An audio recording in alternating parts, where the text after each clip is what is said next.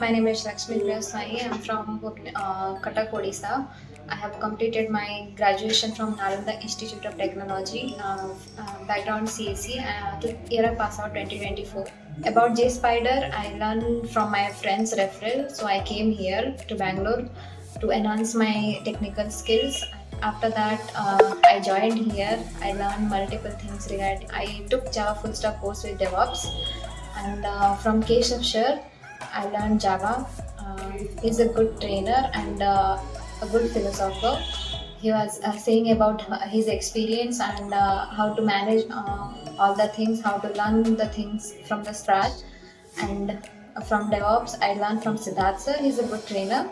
I worked on multiple projects. Again, hands-on experience. I done a Java full stack project, a DevOps project. I'm happy that I got placed, and I'm very much thankful to JSpiders that they give me a good opportunity and